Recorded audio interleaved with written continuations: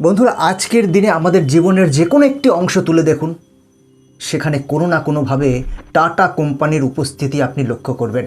Tata salt, tata টি, tata motors থেকে শুরু করে টাটা কনসালটেন্সির সার্ভিসেস, টাটা গ্রুপের অধীনে আজ 100-রও বেশি কোম্পানি রয়েছে। টাটা যে আজ ভারতের অন্যতম সফল এবং সুপরিচিত একটি নাম, তা নিয়ে কোনো সন্দেহ নেই। কিন্তু আপনি কি জানেন, এই বিশাল সাম্রাজ্য রাতারাতি গড়ে ওঠেনি। এই সাফল্যের চূড়ায় পৌঁছতে তাদের সময় লেগেছে পাক্কা 200 বছর। হ্যাঁ, ঠিক শুনছেন, 200 বছর। বন্ধুরা, আজকের এই গল্পে আমরা জানব ভারতের সবচেয়ে পুরনো এবং সম্মানীয় এই বিজনেস ফ্যামিলির এক অজানা এবং রোমাঞ্চকর ইতিহাস, যা শুধুমাত্র মুনাফা অর্জনের জন্য নয়, বরং একটি দেশ গড়ার কাহিনী। বন্ধুরা, সমস্ত বিষয়টা জানতে পারবেন আজকের এই ভিডিও থেকে। ডিটেলে আলোচনা করবো আজ, তাই সাথে থাকুন। নমস্কার, আমি গৌতম আছি আপনাদের সাথে, আর আপনারা দেখছেন পঞ্চনামা উইথ ফ্যাক্ট। তাহলে চলুন শুরু করা যাক।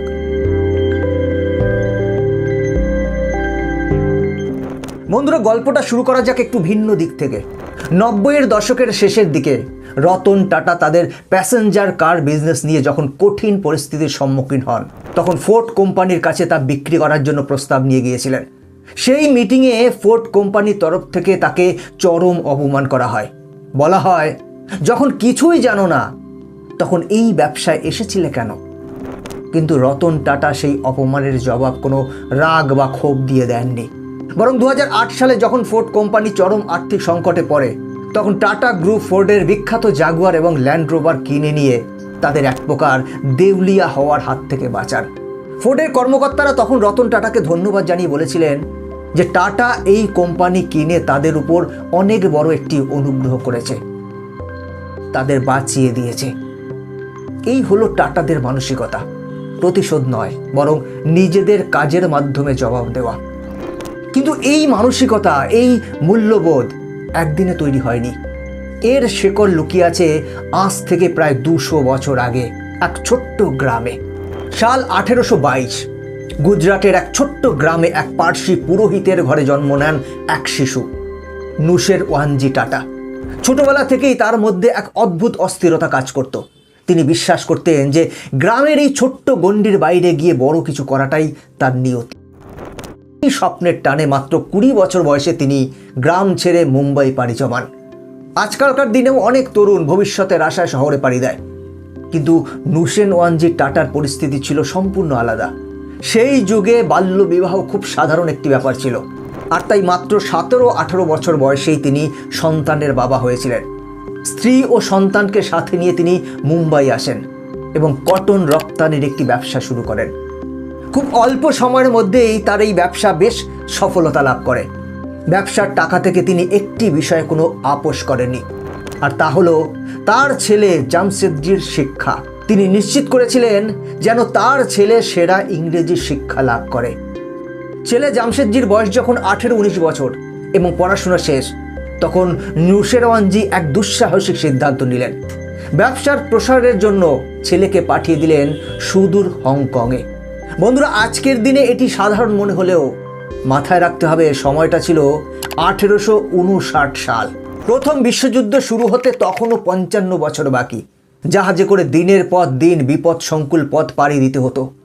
মাত্র 20 বছর বয়সী জামশেদজি তার স্ত্রী ও সন্তানকে নিয়ে সম্পূর্ণ অচেনা এক দেশে গিয়ে অফিস সেট আপ করার চ্যালেঞ্জ গ্রহণ করেন। এই চ্যালেঞ্জে তিনি শুধু সফলই হননি, বরং নিজের 65 বছরের জীবনে তিনি 3টি আলাদা মহাদেশে কাজ করেছেন। ভারতে তিনি একাধিক নতুন কটন মিল খোলেন, ভারতের প্রথম স্টিল ফ্যাক্টরির কাজ শুরু করেন এবং নির্মাণ করেন ভারতের সর্বপ্রথম 5 স্টার হোটেল। তবে মজার ব্যাপার হলো, এই হোটেলটি ছিল ভারতের প্রথম এমন কোনো ভবন যেখানে বিদ্যুতের সংযোগ ছিল। হ্যাঁ, মুম্বাইয়ের সেই বিখ্যাত দ্য তাজমহল প্যালেস হোটেল, যা আজও ভারতের অন্যতম সেরা এবং মর্যাদাপূর্ণ হোটেল হিসেবে পরিচিত। 1904 সালে যখন জামশেদজি টাটার মৃত্যু হয়, তখন তিনি এমন এক ঐতিহ্য রেখে গিয়েছিলেন যার সমকক্ষ হওয়া আজও প্রায় অসম্ভব। তিনি শুধু ব্যবসার পরিধিই বাড়াননি, বরং নীতি এবং আদর্শের এক বিরল দৃষ্টান্ত স্থাপন করেছিলেন। একটি ঘটনার কথা বললেই বিষয়টি পরিষ্কার হবে। 1874 সালে জামশেদজি নাগপুরে তার প্রথম কটন মিল স্থাপন করেন। কটন ট্রেডিংয়ের বাইরে এটি ছিল তার প্রথম কটন প্রোডাকশনের ব্যবসা। কিন্তু কিছুদিন পরেই তিনি লক্ষ্য করলেন ফ্যাক্টরির শ্রমিকরা কাজে চরম ফাঁকি দিচ্ছে। ছোটোখাটো অজুহাত দেখিয়ে তারা কাজে আসা বন্ধ করে দিত। আর এমন কোনো দিন ছিল না যেদিন কারখানায় 100% শ্রমিকের উপস্থিতি ছিল। সাধারণ কোনো মালিক হলে হয়তো শ্রমিকদের চাকরি থেকে বরখাস্ত করার হুমকি দিতেন, কিন্তু জামশেদজি হাঁটলেন সম্পূর্ণ উল্টো পথে। তিনি শ্রমিকদের এই অনীহার পেছনের কারণ খুঁজলেন এবং একটি দীর্ঘমেয়াদী মানসিক সমাধানের কথা ভাবলেন। শ্রমিকদের ভবিষ্যৎ সুরক্ষিত করতে তিনি একটি জেনারেল প্রভিডেন্ট ফান্ড চালু করলেন, যাতে অবসরের পরেও তারা পেনশন পান। এছাড়া কোনো দুর্ঘটনায় শ্রমিক আহত হলে তার চিকিৎসার সম্পূর্ণ খরচ কোম্পানির তরফ থেকে বহন করার জন্য একটি ইন্স্যুরেন্স স্কিম চালু করেন। শুধু তাই নয়, শ্রমিকদের মধ্যে একতা এবং পারিবারিক বন্ধন বাড়াতে তিনি ফ্যামিলি ডে এবং স্পোর্টস ডের আয়োজন করতে শুরু করেন।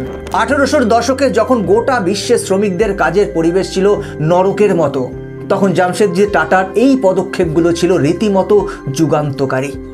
আর সবচেয়ে বড় কথা, এই সমস্ত খরচ তিনি নিজের পকেট থেকেই করতেন। তিনি ও সততার প্রতীক টাটাদের এই দায়বদ্ধতা তাদের রক্তে মিশেছিল। এর একটি বড় প্রমাণ পাওয়া যায় 1861 সালের আমেরিকান সিভিল ওয়ারের সময়। সেই সময় ইংল্যান্ড তাদের সুতোর বেশিরভাগটাই আমেরিকা থেকে আমদানি করত, কিন্তু যুদ্ধের কারণে সেই সাপ্লাই বন্ধ হয়ে যায়। জামশেদজি এই সুযোগটি কাজে লাগিয়ে লন্ডনে একটি অফিস খোলেন এবং সুতোর দাম দ্বিগুণ করে প্রচুর মুনাফা অর্জন করেন। কিন্তু 4 বছর পর যখন যুদ্ধ থামে এবং আমেরিকা থেকে আবার সুতো আসা শুরু হয়, তখন টাটারদের ব্যবসায় বিরাট ধস নামে। বিনিয়োগকারীরা তাদের টাকা ফেরত চাইতে শুরু করেন। এমন পরিস্থিতিতে জামশেদজি পালিয়ে যাননি। তিনি লগ্নিকারীদের কথা দেন যে সবার টাকা পয়সা বুঝিয়ে দেওয়া হবে, শুধু একটু সময়ের প্রয়োজন। বিনিয়োগকারীরা তার সততায় মুগ্ধ হয়ে তাকে কাজ চালিয়ে যেতে দেন, তবে শর্ত রাখেন যে কোম্পানির মালিক হওয়া সত্ত্বেও তাকে মাসে 20 পাউন্ডের একটি ফিক্সড স্যালারিতে কাজ করতে হবে। চরম অপমানজনক হলেও জামশেদজি শুধু ব্যবসাকে বাঁচানোর তাগিদে সেই শর্ত মেনে নেন। ঠিক একই রকম সততা দেখিয়েছিলেন তার পিতাও। ব্যবসার খারাপ সময় বিনিয়োগকারীদের টাকা মেটাতে তিনি নিজের বসত বাড়ি পর্যন্ত বিক্রি করে দিয়েছিলেন। আর শেষ পর্যন্ত তাদের এই নিষ্ঠা ও সততার জয় হয়েছিল। তারা শুধু ব্যবসা নয়, নিজেদের সম্মানও পুনরুদ্ধার করতে পেরেছিলেন। জামশেদজি টাটার 4টে বড় স্বপ্ন ছিল।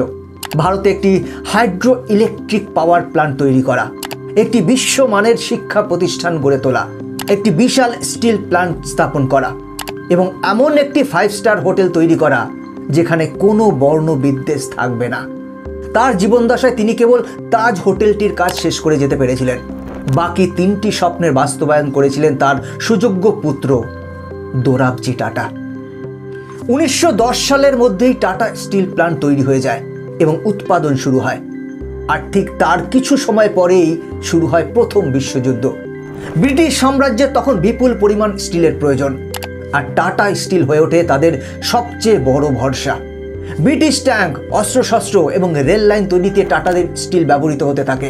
স্টিলের মান এতই উন্নত ছিল যে ট্যাঙ্কের উপর বোমা পড়লেও তা ভেদ করতে পারত না। একজন ব্রিটিশ রাজনীতিবিদ প্রকাশ্যেই স্বীকার করেছিলেন, টাটা স্টিল সেভ আস, মানে টাটারা আমাদের বাঁচিয়ে দিয়েছে।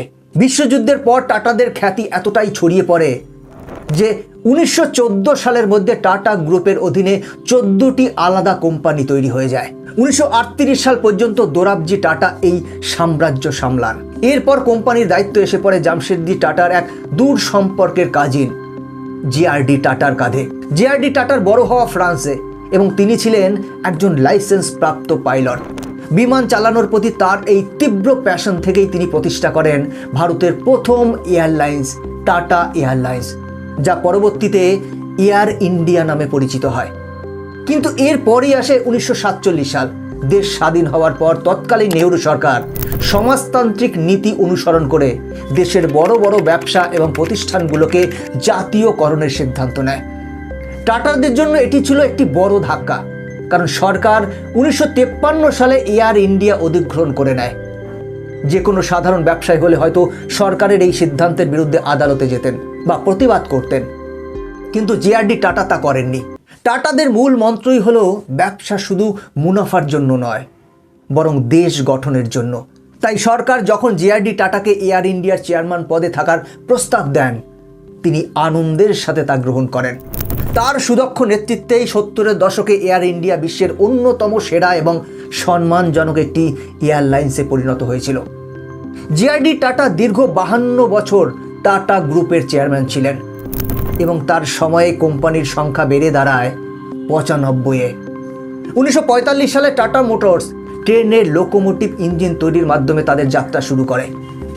1968 সালে ইলেকট্রনিক ডেটা প্রসেসিংয়ের জন্য স্থাপিত হয় টাটা কনসালটেন্সি সার্ভিসেস বা টিসিএস, যা আজ ভারতীয় রেলের পর দেশের দ্বিতীয় বৃহত্তম কর্মসংস্থান সৃষ্টিকারী প্রতিষ্ঠান। এছাড়া ক্যান্সার রিসার্চ সেন্টার, লবণের ব্যবসা, ইলেকট্রনিক্স ম্যানুফ্যাকচারিং সব ক্ষেত্রেই টাটা তাদের বিস্তার ঘটায়।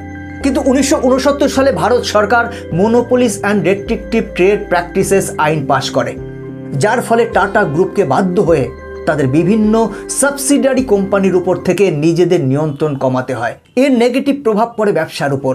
অন্যান্য ম্যানেজাররা টাটার ব্যবসাগুলোকে ঠিকমতো সামলাতে পারছিলেন না। উদাহরণস্বরূপ, টাটাদের ইলেকট্রনিক্স কোম্পানি নেলকোর মার্কেট শেয়ার 20% থেকে কমে এক ধাক্কায় 2% এসে যায়।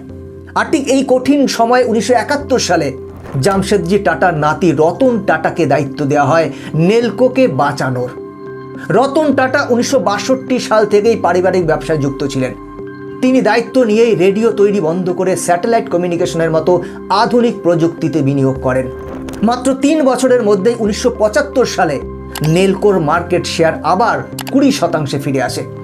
যদিও পরবর্তীতে দেশের ইমার্জেন্সি বা জরুরি অবস্থার কারণে নেলকো বন্ধ হয়ে যায়, কিন্তু রতন টাটা নিজের যোগ্যতা প্রমাণ করতে সক্ষম হন। আর তাই 1991 সালে জেআরডি টাটার উত্তরসূরি হিসেবে তাকে টাটা গ্রুপের চেয়ারম্যান ঘোষণা করা হয়। 1991 সালটি ভারতের অর্থনীতির জন্য একটি যুগান্তকারী বছর ছিল। অর্থমন্ত্রী মনমোহন সিং দেশের বাজারকে গোটা বিশ্বের জন্য উন্মুক্ত করে দেন। জেআরডি টাটা যেখানে সরকারের নিয়মের কারণে কোম্পানির মালিকানা কমিয়েছিলেন, রতন টাটা ঠিক তার উল্টোটা করলেন। তিনি প্রতিটি সাবসিডিয়ারি কোম্পানিতে টাটা সন্সের মালিকানা বাড়াতে শুরু করলেন, যাতে কোনো বিদেশি কোম্পানি এসে টাটার কোম্পানিগুলোকে কিনে নিতে না পারে। আর এই সাহসী সিদ্ধান্ত এতটাই সফল হয়েছিল যে টাটা গ্রুপ শুধু নিজেদের অস্তিত্বই টিকিয়ে রাখেনি, বরং বিদেশি বড় বড় কোম্পানিগুলোকে অধিগ্রহণ করতে শুরু করে। $12 বিলিয়ন ইংল্যান্ডের টেটলি টি কোম্পানি এবং ইউরোপের স্টিল জায়ান্ট কোরাস কেনা ছিল সেই সফলতারই এক একটি মাইল ফলক। টাটা কোম্পানির এই সাফল্যের পিছনে সবসময় কাজ করেছে সামাজিক উন্নয়নের মানসিকতা। এর একটি চমৎকার উদাহরণ হলো টাটা ন্যানো গাড়ি তৈরির গল্প। একবার প্রবল বৃষ্টির মধ্যে রতন টাটা দেখেন একটি স্কুটারে একটা পরিবার ভিজে ভিজে অত্যন্ত কষ্ট করে যাওয়ার চেষ্টা করছে। এই দৃশ্যটি তার মনে গভীরভাবে দাগ কাটে। তিনি ঠিক করেন নিম্ন মধ্যবিত্ত মানুষদের জন্য তিনি মাত্র 1 লক্ষ টাকার একটি গাড়ি বানাবেন, যাতে তারা সপরিবারে নিরাপদে যাতায়াত করতে পারেন। যদিও সবচেয়ে সস্তা গাড়ি হিসেবে এই গাড়ির মার্কেটিং স্ট্র্যাটেজি খুব একটা ভালো কাজ করেনি। সস্তা গাড়ির তকমা লাগার কারণে মানুষ সামাজিক সম্মানের কথা ভেবে এই গাড়িটি কিনতে আগ্রহ দেখাননি। তবে এই উদ্যোগের পেছনের উদ্দেশ্যটা কিন্তু অত্যন্ত মহৎ ছিল। সবশেষে একটি কথা না বললেই নয়, টাটারা কখনোই নিজেদের নাম প্রচার বা ব্র্যান্ডিংয়ের উপর জোর দেননি। জামশেদজি টাটা যে বিশ্বমানের শিক্ষা প্রতিষ্ঠান তৈরির স্বপ্ন দেখেছিলেন, সেটি আজ ইন্ডিয়ান ইনস্টিটিউট অফ সায়েন্স নামে পরিচিত। এর নামের সাথে টাটা যুক্ত নেই। নাগপুরের সেই প্রথম কটন মিলটির নাম রাখা হয়েছিল রানী ভিক্টোরিয়ার রাজ্যাভিষেককে সম্মান জানিয়ে এক্সপ্রেস মিল। এমনকি তাজমহল প্যালেস হোটেলের নামেও টাটা শব্দটি নেই। আর যে শহরটি আজ জামশেদপুর নামে পরিচিত, সেটিও টাটারা নিজেদের নামে রাখেনি। তৎকালীন ব্রিটিশ ভাইসরয় স্বয়ং জামশেদজি টাটার সম্মানে এই নামকরণ করেছিলেন। বন্ধুরা, এই হলো টাটা গ্রুপের 200 বছরের এক গৌরবময় ইতিহাস। একটি পরিবার যারা শুধুমাত্র নিজেদের সম্পদ বাড়াতেই ব্যস্ত থাকেনি, বরং প্রতিটি পদক্ষেপে ভারতের মাটি এবং মানুষের জন্য কাজ করে গেছে। একটি ব্যবসা কিভাবে সততা, নীতি এবং দেশপ্রেমের উপর ভর করে শতাব্দীর পর শতাব্দী টিকে থাকতে পারে, টাটা গ্রুপ তার এক অনন্য এবং জীবন্ত উদাহরণ। আর হ্যাঁ, বিদায় নেওয়ার আগে একটি কথা জানিয়ে রাখি, আমরা শ্রী রতন টাটার অনুপ্রেরণামূলক জীবনের উপর একটি দারুণ ভিডিও তৈরি করেছি। আপনারা যারা এখনও সেই ভিডিওটি দেখেননি তারা এখানে ক্লিক করে ভিডিওটি দেখে নিতে পারেন। আজকের ভিডিও এখানেই শেষ করছি। ভালো থাকবেন, সাথে থাকবেন। জয় হিন্দ।